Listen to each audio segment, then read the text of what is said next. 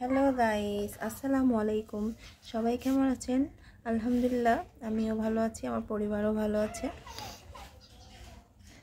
এই যে আমাদের ক্যাট বেবি সারা রাত আমাকে জ্বালাতন করছে। সে একা ঘুমাবে না, আমি ঘুমাবে। এখন সে ফিশ খাচ্ছে, সে এখন কিছুই খাবে না। সেই চিকেন আর সেই ফিশ খাবে, আর কিছু খাবে না। সে কোনো ফ্রুটসই খাবে না, সে কোনো ফাস্টফুডও খাচ্ছে না, বিস্কিট কেক সে কিছুই খাবে না। সে শুধু ফিশ আর চিকেন খাবে। সে এখন ফিশ আর চিকেন খাচ্ছে।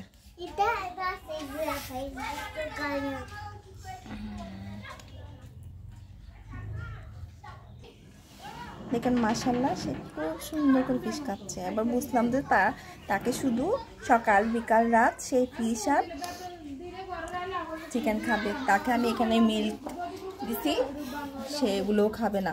বাটি করে দিছি, সে খাবে না।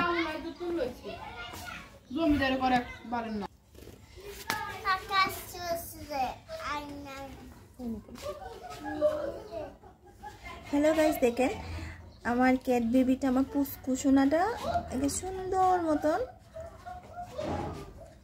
ফিশগুলা খাচ্ছে। তাকে আমি এত সুন্দর করে বাটি করে দিই, সে বাটি করে খাবে না, প্লেটে করে খাবে না। সে এইভাবে মেঝেতে বসে লড়ে, কিছু দিয়ে মানে কোনো প্যাকেট বা কোনো কাগজে এইভাবে দিলে এইভাবে খায়। হয়তো বা যার কাছে ছিল সে এইভাবে তাকে অভ্যস্ত করছে।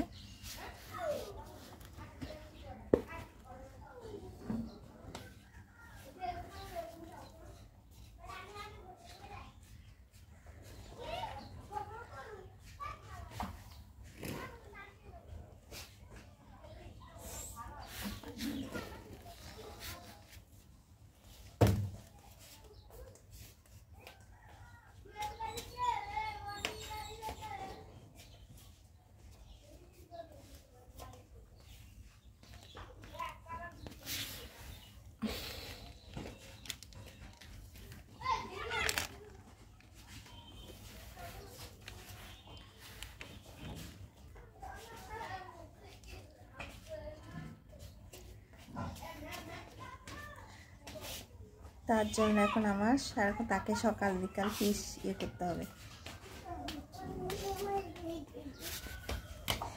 মাইরা, তোমার ক্যাট বেবি তো শুধু ফিশ আর চিকেন খাইছে। এখন তো তোমার ক্যাট বেবিকে শুধু ফিশ আর চিকেন ফ্রাই দিতে হবে। তুমি এখন থেকে ভেজিটেবল খাবা, আর তোমার ক্যাট বেবিকে মাটন দিবে, বিফ দিবে, তারপর ফিশ দিবে, চিকেন দিবে, ঠিক আছে?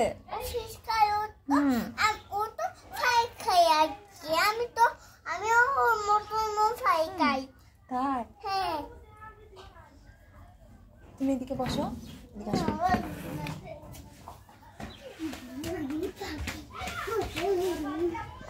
না, মাম খাও, মাম খাও, মাম খাও,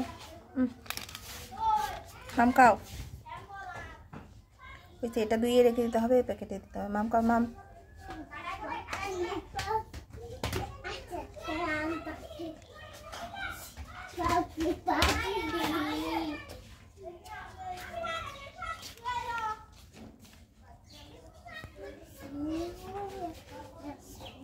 ক্ষুধা লাগছে, আমাকে মানে পাগল করে ফেলতেছে। মাম খাও বাবা, মাম।